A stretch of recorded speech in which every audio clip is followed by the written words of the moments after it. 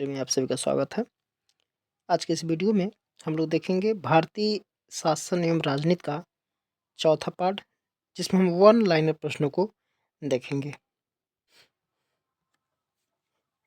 दिया है, भारतीय संविधान का अनुच्छेद 38 प्रदान करता है कल्याणकारी कार्य से। आगे है, भारतीय संविधान में नागरिकता का आधार है संविधान प्रारंभ होने का आधार। आगे है, पंथ निरपेक्षता के दर्शन में निहित है सभी धर्मों के प्रति समान सम्मान, यानी सभी धर्मों के प्रति सम्मान।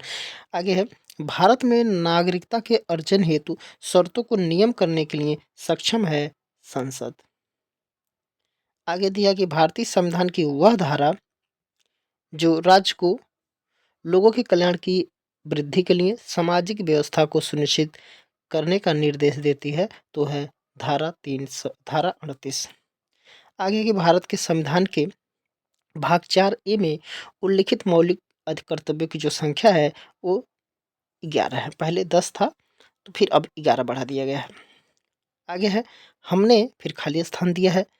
देश के संविधान से राज्य के नीति निर्देशक सिद्धांतों को लिया है, तो वहाँ पे खाली स्थान हो जाएगा। आयरलैंड के संविधान से हम लोगों ने लिया है। आगे, स्थापना के समय भारत के संविधान में मौलिक अधिकार कितने थे? तो 7 था। वर्तमान में कितने हैं? 6। इसमें संपत्ति के अधिकार को निकाल करके 300 को में कानूनी अधिकार बना दिया गया है। आगे, भारतीय संविधान का वह भाग जिसमें मौलिक अधिकारों के विवरण दिए गए हैं, तो भाग 3 में दिए गए हैं। आगे है, वह संवैधानिक संशोधन जिसके द्वारा वन तथा वन्य जीवों के संरक्षण को राज्य से हटाकर समवर्ती सूची में डाला गया है, तो 42वां संविधान संशोधन में किया गया है।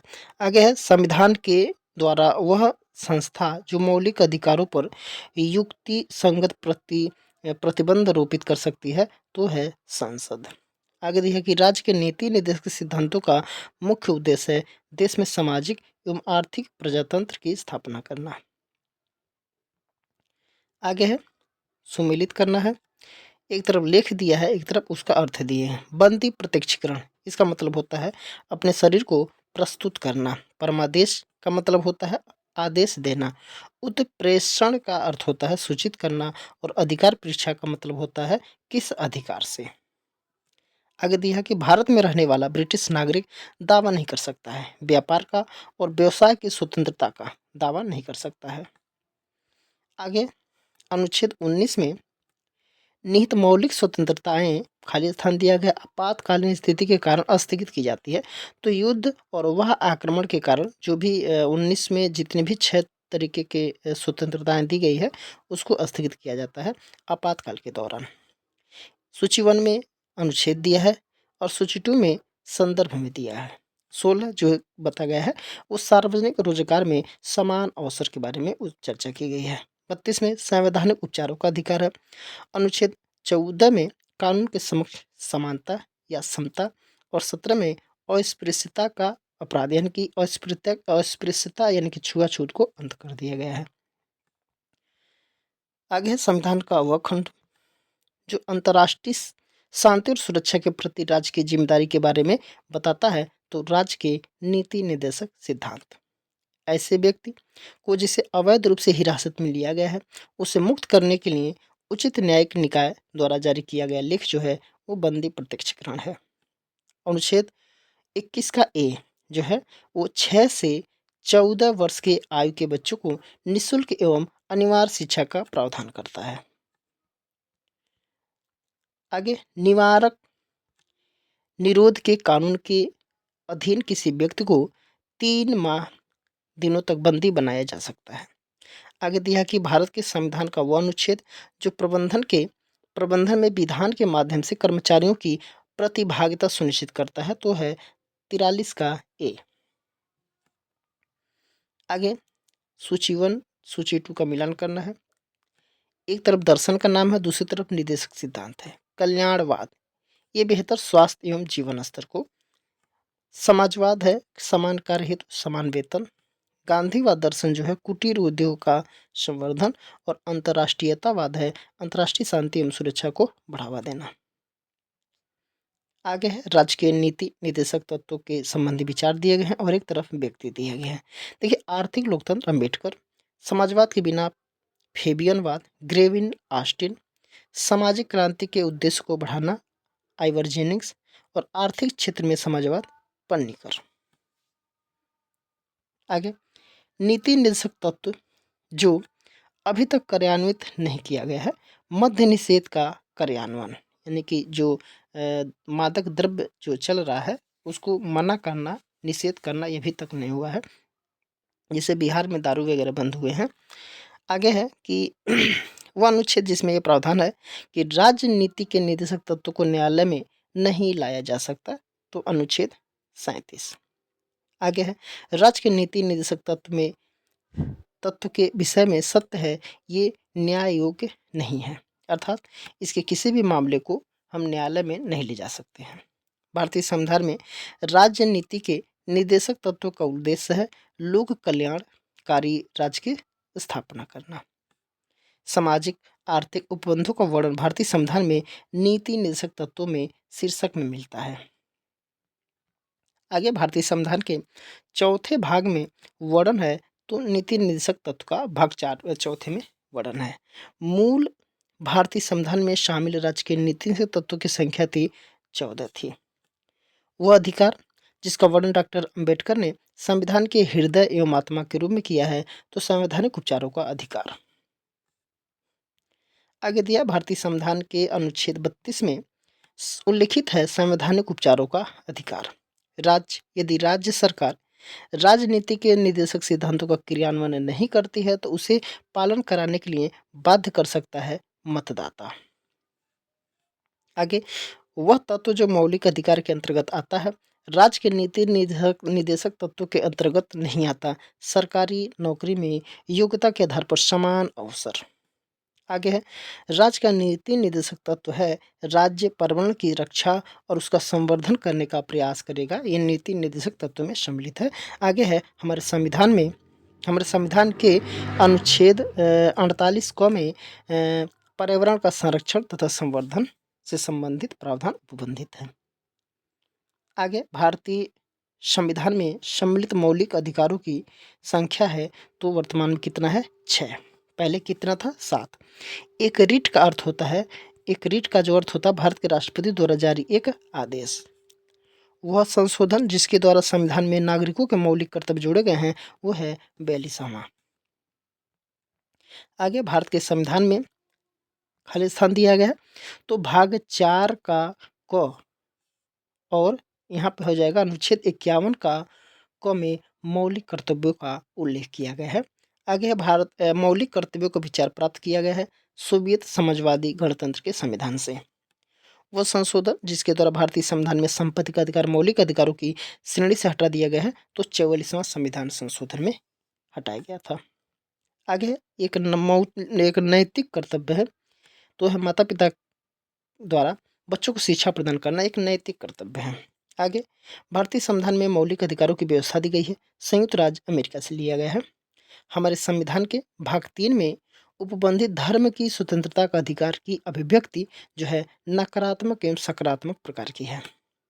आगे भारतीय संविधान के भाग 3 में दिए गए मूल अधिकारों के विषय में एक महत्वपूर्ण तथ्य है कि संसद उसे सामान्यतः संशोधन नहीं कर सकती। आगे मौलिक अधिकार और मूल कर्तव्य में मौलिक अंतर है।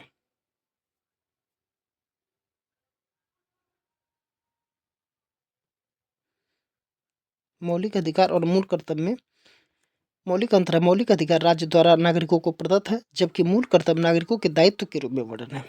आगे है संकट काल में नागरिकों के मौलिक अधिकार हैं स्थगित किए जा सकते हैं। समान कार्य के लिए समान वेतन। राजनीतिक मांग है आर्थिक अधिकार के लिए। मूल अधिकारों को भारतीय संविधान में सम्मिलित करने के लिए संवर्धन दिया है नेहरू रिपोर्ट, यानी कि 2028 में नेहरू रिपोर्ट आया था, तो उसमें मूल अधिकारों को भारतीय संविधान में सम्मिलित करने के लिए समर्थन दिया गया था। आगे दिया है भारतीय नागरिकों को मौलिक अधिकारों पर विवेकयुक्त नियंत्रण लगाने का अधिकार है संसद को। आगे भारतीय संविधान के अनुच्छेद 16 के खंड 4 के अंतर्गत पिछड़े वर्गों के लिए आरक्षण का प्रावधान किया गया है। आगे है भारत में शोषण के विरुद्ध अधिकार में निहित है मानव व्यापार का निषेध तथा बेकार खतरनाक व्यवसाय में बाल श्रम का निषेध। आगे है लोक सेवाओं में न्यायपालिका का कार्यपालिका से पृथक्करण सम्मिलित है राज्य के नीति निर्देशक तत्व में। आगे दिया है कि एक नीति निर्देशक तत्व जो गांधी के दर्शन से मिलता है ग्राम पंचायतों को मजबूत करना। आगे है किसी व्यक्ति को उसके जीवन वैयक्तिक स्वतंत्रता से विधि द्वारा स्थापित प्रक्रिया को छोड़कर अन्य किसी प्रकार के वंचित नहीं किया जा सकता। यह भारतीय संविधान के अनुच्छेद 21 में वर्णन है। आगे है मौलिक अधिकार नहीं है। मौलिक अधिकार नहीं है तो असमान परिस्थितियों में समानता का अधिकार जो है ये मौलिक अधिकार नहीं है। आगे है भारत के संविधान के अनुच्छेद 19 में उल्लिखित स्वतंत्रता के अधिकार को भारत के राष्ट्रपति द्वारा निलंबित किया जा सकता है तो अनुच्छेद 352 के अंतर्गत जब आपातकाल का प्रावधान होता है। आगे है भारतीय संविधान में स्पष्टता प्रेस की स्वतंत्रता का कोई प्रावधान नहीं है परंतु यह स्वतंत्रता अंतर्निहित मानी जाती है। अनुच्छेद 19 का ए में अभिव्यक्ति की स्वतंत्रता में प्रेस की स्वतंत्रता का भी वर्णन मानी जाती है। आगे है भारत के प्रत्येक नागरिक का कर्तव्य होगा प्राकृतिक पर्यावरण का संरक्षण एवं सुधार। यह भारतीय संविधान में उल्लिखित है अनुच्छेद 51 के ए में। आगे शिक्षा के अधिकार को जीवन के अधिकार के अंतर्गत भारतीय सर्वोच्च न्यायालय ने मोहिनी जैन बनाम कर्नाटक राज्य 1992 वाद में सम्मिलित किया। आगे है खाली स्थान दिया गया कि प्रकार की स्वतंत्रता को भारतीय संविधान के निर्माताओं ने अनुच्छेद 17 और 18 के द्वारा प्राप्त करने का प्रयास किया है तो सामाजिक समानता के बारे में। आगे है राज्य के नीति निर्देशक तत्वों और मौलिक अधिकारों के बीच विवाद का सर्वप्रथम प्रश्न उठा था चकपम दुराई बनाम मद्रास राज्य में। आगे संविधान का 93वां संशोधन संबंधित है शैक्षणिक संस्थाओं में ओबीसी का आरक्षण। आगे है कि वह आयोग जिसने पिछड़े वर्गों में क्रीमीलेयर संभ्रांत परत की पहचान की है तो बीपी मंडल आयोग ने। आगे है कि भारत के संविधान के अनुसार बोलने और अभिव्यक्ति की स्वतंत्रता को कम करने के लिए अर्ह नहीं है स्वायत्तता की मांग। आगे है भारत में रहने वाले विदेशियों के लिए उपबंधित अधिकार है कानून के समक्ष समानता और शिक्षा का अधिकार। आगे है कि भारत के नागरिकों को निम्न मौलिक अधिकार प्रदान किए गए हैं संस्कृत और शिक्षा का अधिकार धर्म नस्ल जाति लिंग अथवा जन्मस्थान के आधार पर भेदभाव के विरुद्ध अधिकार। आगे एक अधिनियम जो भारतीय संविधान की धारा 34 के अंतर्गत बनाया गया है the arms forced special power act. आगे है सुमेलित करना है। सूची 1 में अनुच्छेद कुछ दिए हैं और सूची 2 में क्या उसमें प्रावधान है ये दिए गए हैं। 17 में दिया है अस्पृश्यता का अंत, 19 में स्वतंत्रता का अधिकार, 21 का ए में शिक्षा का अधिकार और 24 में है कारखानों आदि में बालकों के नियोजन से संबंधित मना किया गया है। आगे है संविधान के अनुच्छेद 14 के न्यायिक निर्वाचन में सम्मिलित नहीं है संसदीय सर्वोच्चता। राज्य के नीति निर्देशक तत्वों में राष्ट्रीय महत्व के स्मारकों का संरक्षण शब्दशः राज्य की सांविधिक बाध्यता है। अनुच्छेद 32 तथा अनुच्छेद 226 के बीच अंतर समाप्त हो गया है लोकहितवाद के कारण। राज्य के नीति निर्देशक सिद्धांत का दिशा निर्देश प्रदान करते हैं राज्य को। आगे भारत के संविधान के अनुसार वह अधिकार जो आपातकाल में छीना नहीं जा सकता है तो वह है जीवन का अधिकार। आगे राज्य का नीति निर्देशक सिद्धांत में संविधान में बाद में जोड़ा गया है तो मुफ्त कानूनी सहायता। आगे है भारतीय संविधान में शोषण के विरुद्ध अधिकार जो है अनुच्छेद 23 में और 24 में प्रदान किए गए हैं। आगे है एक रिट अधिकारी को अपने कर्तव्य के निष्पादन का निर्देश देता है परमादेश। भारत में मौलिक अधिकारों का संरक्षक कौन है तो न्यायपालिका है। आगे समाज कल्याण की सही संरचना है व्यक्ति लोक कल्याण के विरुद्ध किसी अधिकार का उपयोग नहीं कर सकता। आगे भारतीय संविधान के जो अनुच्छेद 32 है उसमें 5 प्रकार के रीटें बताई गई है। आगे है भारतीय संविधान के अनुच्छेद जो 15 है कि जो धारा 4 पिछड़े वर्ग के आरक्षण के लिए विशेष अधिकार देता है इसको राज्य को। वर्तमान स्थिति में संपत्ति का अधिकार जो है मौलिक अधिकार से अध्याय से निकालने के बाद कानूनी अधिकार के रूप में है। आगे दिया है नीति निर्देशक तत्वों का मुख्य उद्देश्य देश में सामाजिक व आर्थिक लोकतंत्र की स्थापना करना। आगे अनुच्छेद 21 का ए जो शिक्षा के अधिकार से संबंधित है, जो भारतीय संविधान में जोड़ा गया है 86वें संविधान संशोधन के द्वारा, ये 2002 में जोड़ा गया था। देखिए उत्प्रेषण लेख के संबंध में सही कथन जो है कोई उच्च न्यायालय अपने क्षेत्राधिकार में अवस्थित न्यायाधिकरण को उत्प्रेषित लेख जारी कर सकता है। आगे है वह मामला जिसमें भारत के उच्चतम न्यायालय ने अविरत परमादेश के सिद्धांत का प्रयोग किया है, तो विनीत नारायण बनाम भारत संघ। भारत के संविधान के अनुच्छेद 21 के क्षेत्र में आते हैं आश्रय का अधिकार, अच्छी सड़कों का अधिकार, ख्याति का अधिकार, शुद्ध पेयजल का अधिकार। आगे दिया है वे आधार जो भारतीय संविधान के अनुच्छेद 19 के अंतर्गत स्वतंत्रता का उपयोग करने पर राज्य द्वारा युक्त निर्बंध की परिधि में आते हैं राज्य की सुरक्षा, लोक व्यवस्था, शिष्टाचार एवं सदाचार, न्यायालय की अवमानना पर। वह वाद जो मौलिक कर्तव्यों से संबंधित है राम शरणवाद। आगे है वह संवैधानिक संशोधन कानून जिसके तहत पर्यावरण की सुरक्षा भारतीय राज्य का उत्तरदायित्व हो गया था और यह संविधान के 42वें संशोधन अधिनियम और राज्य के नीति निर्देशक सिद्धांत भाग में सम्मिलित है। आगे बंदी प्रत्यक्षीकरण याचिका के बारे में जो सही कथन है यह न केवल निजी व्यक्तियों बल्कि कार्यपालिका के स्वेच्छाचारी कार्यों के खिलाफ जनता की सुरक्षा के लिए एक शक्तिशाली उपाय है। आगे दिया है वह संवैधानिक संशोधन जिसके तहत पर्यावरण की सुरक्षा भारतीय राज्य का उत्तरदायित्व हो गया था और ये संविधान के 42वां संशोधन अधिनियम द्वारा राज्य के नीति शास्त्र में सम्मिलित है। आगे सुमेलित करना है केसीवियर ये हो जाएंगे अर्ध संघात्मक, भारत को अर्ध संघात्मक राज्य बताया था। पाल एपलेवी जो है अतिशय संघात्मक बताए हैं संघ व्यवस्था को। आइवर जेनिंग्स जो है मजबूत केंद्रीय प्रवृत्ति सहित जो संघ बताया है और ग्रेन्यूल ऑस्टिन जो है सहकारी संघवाद बताए हैं। आगे एक तरफ अनुच्छेद दिया है, दूसरी तरफ उस अनुच्छेद में क्या प्रावधान है। 245 अनुच्छेद 245 में क्या प्रावधान है, तो संसद राज्य विधायिका द्वारा निर्मित कानून का दायरा बताया गया है। 248 में अवशिष्ट शक्तियां संसद को प्रदान की गई है। 249 में राष्ट्रहित में संसद राज्य सूची में कानून बना सकती है और 251 में है केंद्रीय कानून की सर्वोच्चता। आगे है राज्य सूची में शामिल नहीं किया गया है, तो रेलवे को राज्य सूची में शामिल नहीं किया गया है, ये केंद्र यानी कि संघीय संघ सूची में है।